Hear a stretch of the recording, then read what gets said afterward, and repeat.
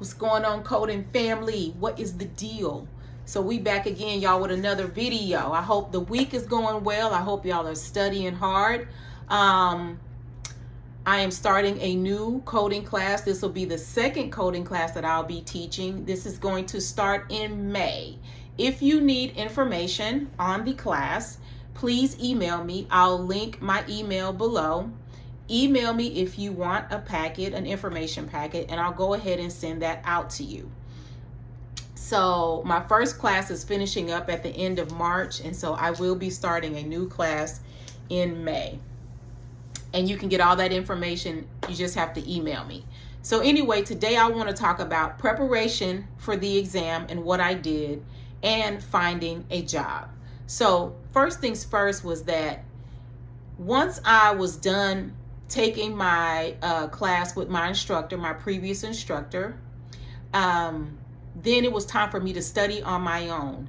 Did I go from taking the class to immediately taking the exam? I've done that before and I didn't do well because I didn't know the intricate details of what else I needed to study. My instructor set the tone for the things that I needed to know, and she truly honed in on medical terminology, which was a blessing, because I don't know how anybody can code and you don't know medical terminology. That's like gonna put you at a deficit, I feel like.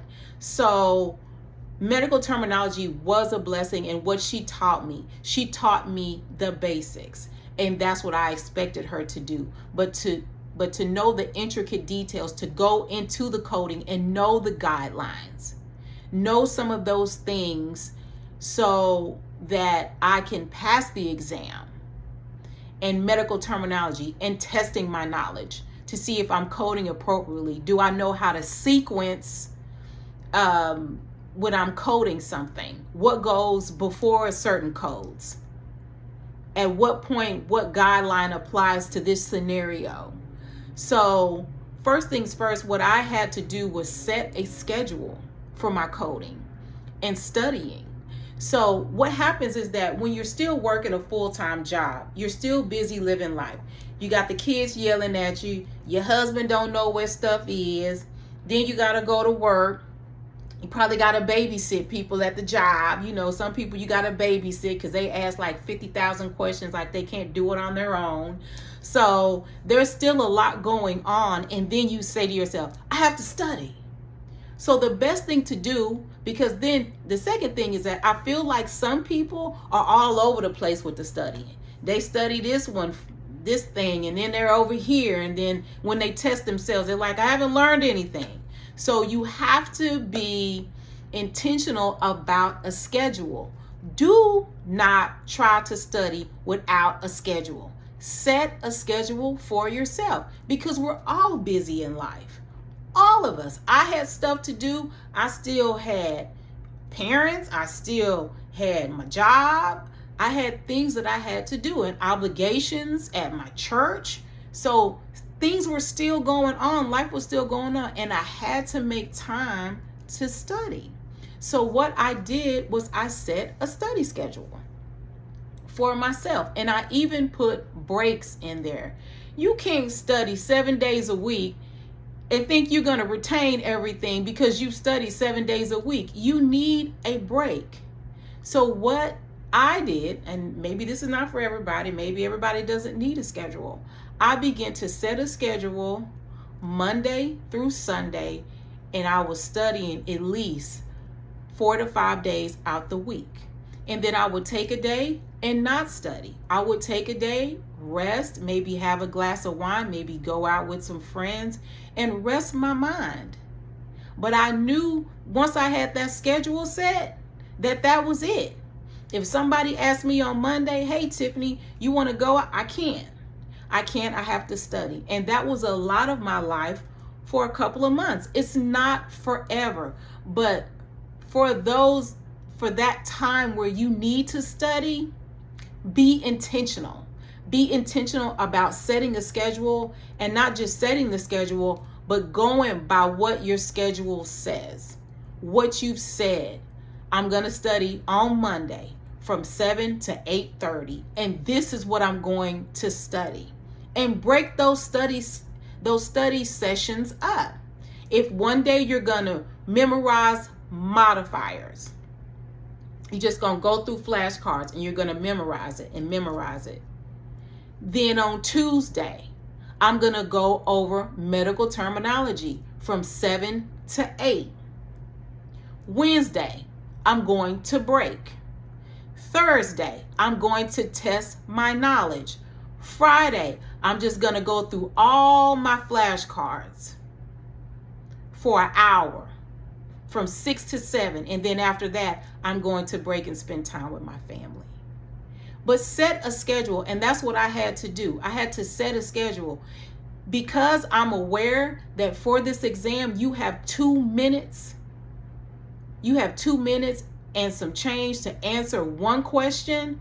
Some things I like to remember. I don't have to remember coding. I don't have to remember codes, but it's helpful. Like I say, if you memorize a modifier, modifier 50 is what? Bilateral.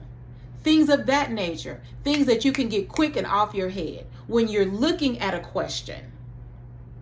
Some things sometimes I remember the place of service. Place of service 11, place of service 10. What are all those things? Something easy and quick. So I don't have to I don't have to look for every exact question, every answer A through B or C and D.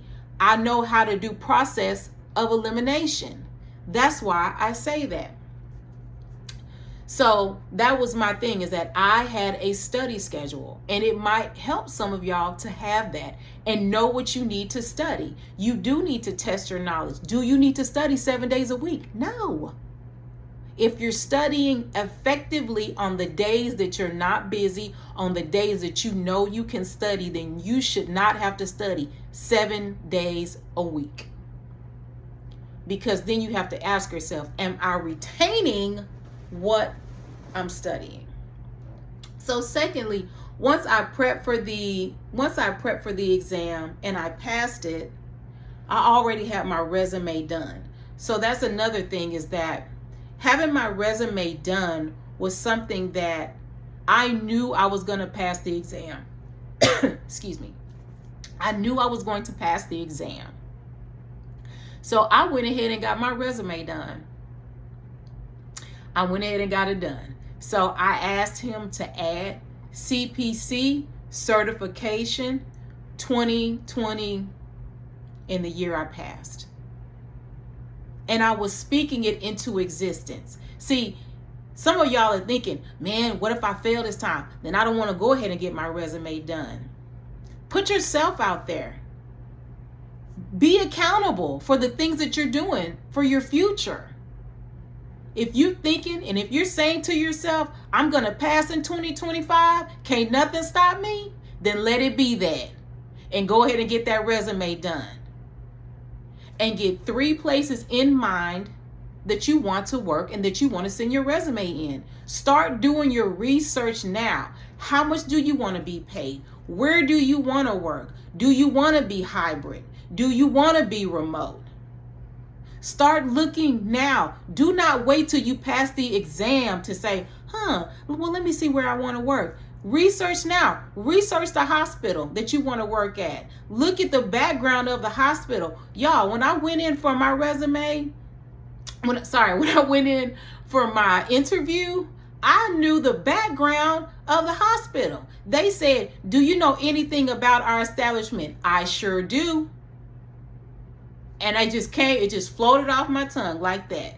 I'm telling you, do your research. You are already a professional. You are already a professional. Start acting like it. Start moving like it. You have all the skills you need to get a well-paying job. Start doing your research. Don't just study, but throw the research in there too. Today, I'm going to take an hour and I'm going to look at jobs. I'm going to look at hospitals and clinics of where I like to work, and I'm going to list 3 places where I like to work. And look at the job descriptions. What are they asking you for?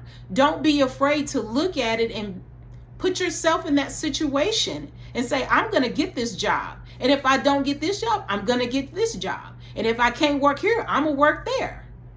But put some options out there for yourself. Don't wait till you pass the exam, because if you put forth the effort, you're going to pass. Let me say it again. If you put forth the effort, you're going to pass. So let's go. What are you waiting for? Why are y'all procrastinating? Because I feel like some of y'all are procrastinating. Well, I don't know if I'm going to pass. You know, I took it before and I failed. So what? So what? Take it again. Get your resume done. CPC 2025 on the resume. Speak it into existence. It's going to happen. It's going to happen. Anyway, let me get off my soapbox because I'm yelling at y'all. Okay, next thing is sending out those resumes. You've got the resume ready. You've passed the exam. Now it's time to send out that resume. And send it out. Have your thank you letter ready. Some of y'all want this amazing job, but y'all don't even have any thank you letters. Y'all don't even do a follow-up email. I'm going to need you to do that. I'm going to need you to have your thank you letter ready, and your letter of recommendation ready. Once you go to that interview, I need you within 24 hours to follow up with a thank you letter. Thank you for the time that you took to interview me. Thank you. I hope to hear from you very soon. It was a pleasure to meet you and the team. Thank you, Tiffany Batts. They like that. They like that. Come on now, y'all. Let's go.